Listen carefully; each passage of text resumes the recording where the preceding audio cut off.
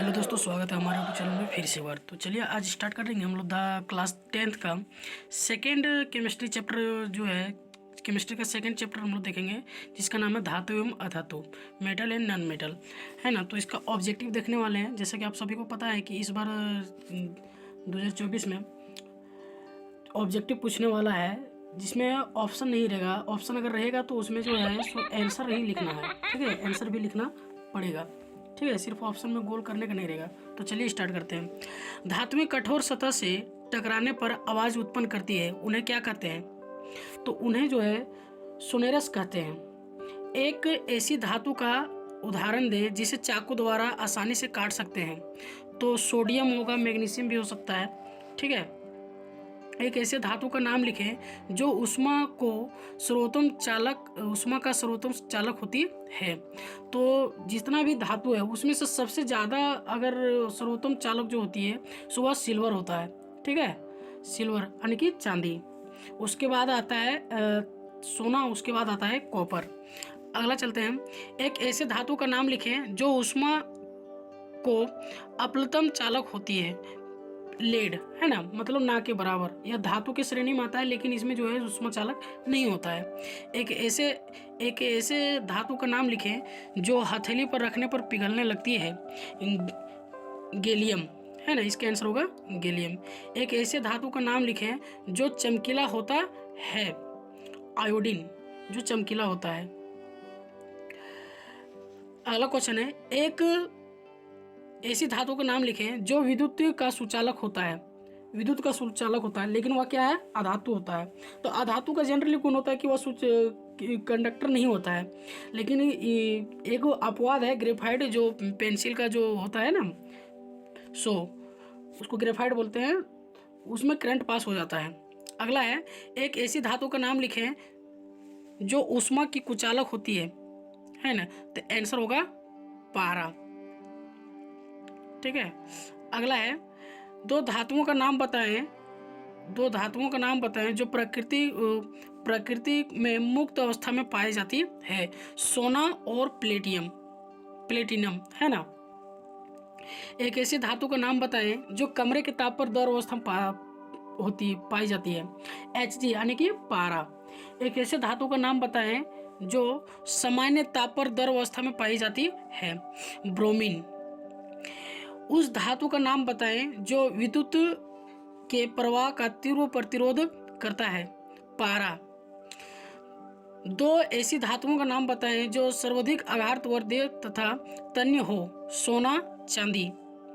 विद्युत परिपथ बनाने में किस धातु का उपयोग किया जाता है ना? कॉपर का। किन्हीं दो उपधातु तत्वों का नाम एवं रासायनिक संकेत लिखें। कुछ भी लिख दें आप इस जगह पर, है ना, कुछ भी लिख सकते हैं। अगला क्वेश्चन है, एक ऐसी धातु का नाम लिखें जो गैसीय अवस्था में पाई जाती है। तो हाइड्रोजन भी है, हीलियम भी है। दो उभयधर्मी ऑक्साइड के नाम लिखें। एल्युमिनियम ऑक्साइड और जिंक ऑक्साइड। पारद के एक अयस्क का नाम एवं रासायनिक सूत्र लिखें। अयस्क सिनेवार का सूत्र जो होता है HgS होता है। सिनेवार किस धातु का अयस्क है? वह पारद का है। उसके सबसे कम ऊष्मा चालक के नाम बताएं। सीसा तथा पारा। यह जो आपको लिंक दिख रहा है, आप अगर PDF पर जाएंगे तो यहाँ से डायरेक्ट आप हमारे व्हाट्सएप ग्रुप में जुड़ सकते हैं, या तो आपको इसका व्हाट्सएप ग्रुप का लिंक आपको डिस्क्रिप्शन में मिल जाएगा, ठीक है।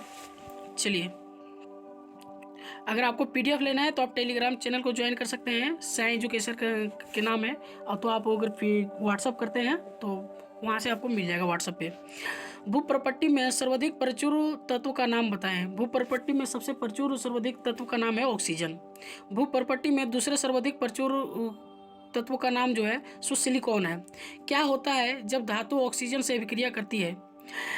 धातु ऑक्सीजन के साथ अभिक्रिया करके धातु ऑक्साइड बनाती है, ठीक है। उन धातुओं का नाम बताएं जो हाइड्रोजन के साथ अभिक्रिया करती है। हाइड्रोजन के साथ अभिक्रिया करने वाले तत्व का नाम है Na, सोडियम जिसको बोलते हैं, पोटेशियम, K और Ca। दो धातुओं का नाम बताएं जो तनु अम्ल से हाइड्रोजन को विस्थापित करती है। मैग्नीशियम और जिंक। दो धातुओं का नाम बताएं जो तनु अम्ल से हाइड्रोजन को विस्थापित नहीं कर सकती है। Cu और Au। धातु एवं हाइड्रोजन के बीच अभिक्रिया को प्रदर्शित करने के लिए समीकरण लिखिए, है ना। अभिक्रिया को तो कोई भी अभिक्रिया जो है धातु और हाइड्रोजन के साथ लिख सकते हैं हम, ठीक है।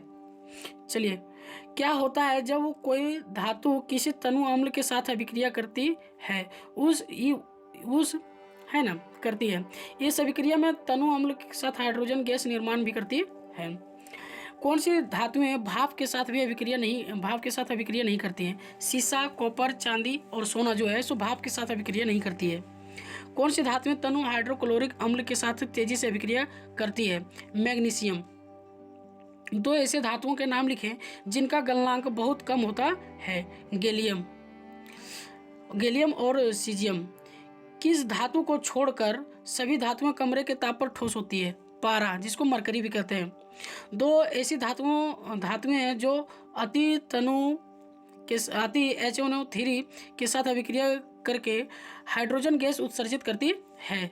उन धातुओं के संकेत लिखें, Mg और Mn। दो आघातवर्धी धातु का नाम लिखें, सोना और चांदी। सॉरी, मिस्टेक हो गया इसमें, चांदी, ठीक है। तो सोना और चांदी जो है सो उसको अधिक जो है सो आघातवर्धी होता है, इसको बहुत लंबा किया जा सकता है। एक धातु का नाम लिखें जो कठोरतम होता है। कार्बन और अप्रूफ हीरा। किन दो धातुओं के नाम लिखें जो जल में आग उत्पन्न करती है? पोटेशियम और सोडियम। इसलिए सोडियम को जो है सो जल और ऑक्सीजन के साथ नहीं अभिक्रिया करने के तेजी से अभिक्रिया करने के कारण इसे किरोसिन तेल में डुबाकर रखा जाता है। आयरन की भाप के साथ अभिक्रिया का रासायनिक समीकरण लिखें। लिख सकते हैं आप आराम से। सबसे अधिक अभिक्रियाशील धातु कौन सी है? आप देख सकते हैं स्क्रीन पर, LiKNa। अब इसका नाम भी आपको पता होगा। सबसे कम अभिक्रियाशील धातु कौन सी है? Ag और Au। धातु को उनके ऑक्साइड से प्राप्त करने के लिए किस रासायनिक प्रक्रिया का उपयोग किया जाता है? वो अपचयन अभिक्रिया। कौन सी धातु आसानी से संक्षारित नहीं होती? सोना और चांदी। कोई धातु ऑक्सीजन के साथ अभिक्रिया कर उच्च गलनांक वाला यौगिक निर्मित करती है। यह यौगिक जल में विलय है। यह तत्व क्या है? तो वह तत्व होगा कैल्शियम, क्योंकि कैल्शियम के साथ ही मिले होता है। खाद्य पदार्थ के डिब्बों पर जिंक की बजाय टीन की परत क्यों होती है? टीन की अपेक्षा जिंक अधिक अभिक्रियाशील है, इसलिए, ठीक है। ऑक्सीजन के साथ संयुक्त होकर धातुएं कैसा ऑक्साइड बनाती है?